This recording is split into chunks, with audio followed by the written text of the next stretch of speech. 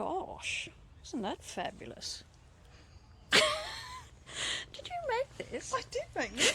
How did you make it, Sarah? Well, I actually made it, each little mosaic component is like a tile. So each one is made individually. Partly okay. There's circles. Yes, circles. Mm. Partly because the sewer line runs underneath it, and I thought I'm going to need to be able to take all of this up if I need to replace the sewer. So I thought, right, I'll do it as like little bricks. Artistic and practical. So, incredible. what you do is use the technique where you make each tile like a... so this is one tile here? Yes. A circle? One tile. Yep, so each of these circles is one individual tile. So they can actually be taken out entirely. So are they on a base of a bought circular thing, or did you make the circular bases? So I made the circular bases by getting a plant pot with a rim this size, cutting it off like this, and that was used as the mould. So I would then put that down on a sheet of plastic, and this was made like a upside down cake. So right. what you do is you put a little bit of sand in the bottom, 1/2 centimetre of sand onto the plastic in the bottom. Then you embed all the stones and lay them all out. And then you pour cement over the top. Oh wow! And I then when thought you did it that way, or I thought you did it the other way. Yeah, well, you can do it the other way, but when you're doing it the other way, you'd normally do a bigger area, and you wouldn't end up with individual pieces that you can take out again. So it's two different methods. Right. So to get these out, can you just sort of stick a jimmy in there and lever them out? Yeah, you could. So these little glass stones, originally I just embedded them into the sand, but the birds came and pecked them all out. And I was actually blaming little children who were visiting. Was it because crows Ashton was or? little. Yeah, and then I finally saw birds doing it and went, so then I cemented them in because there were all these sparkly stones, and and the birds just came and picked them all out. So yeah, so I designed it.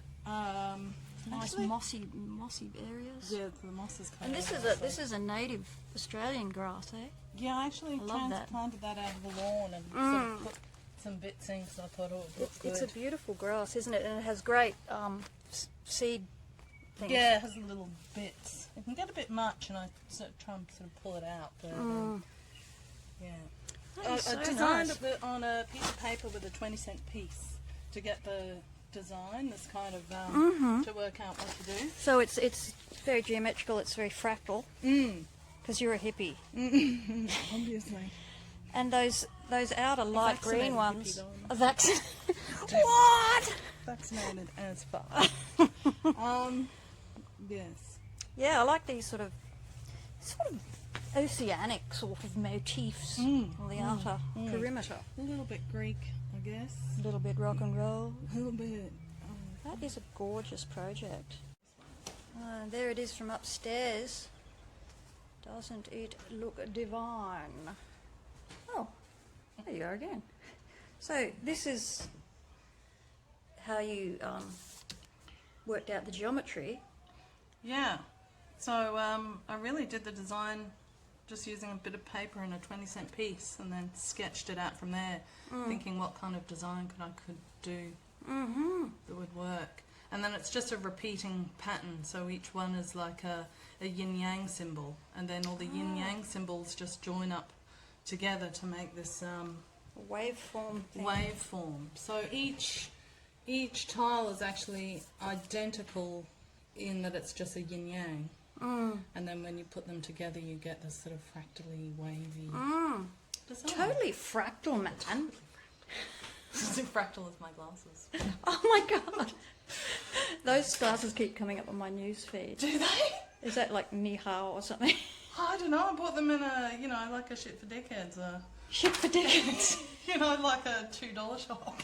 Oh, okay. So tell us what you did here. So this is laying them, and actually that's one trick for a new player, I stupidly didn't think to make all the individual tiles the same height. That explains your glasses.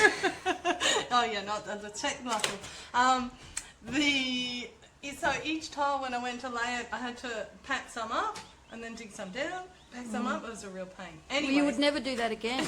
never again. I would measure, because what I was doing is every time I made a tile, I would mix up a little batch of cement and tip it in. And of course I didn't think to make sure that I measured so I had the same amount of cement in each tile so they all came out the same depth, the same height. Oh, Anyway, so you dig the sand up and you dig the sand down. So how much depth of sand do you use for the base? Maybe 10 centimetres or 5 centimetres. It wasn't a huge amount, but yeah, laying on sand.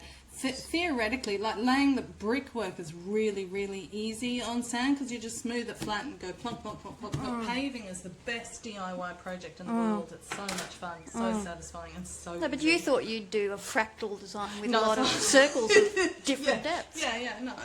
That's not so easy. So that shows you, and then this photo shows you it's a little bit brighter when it was first done, first put in. Yeah, the browns have faded a little, but it looks gorgeous. I love your project.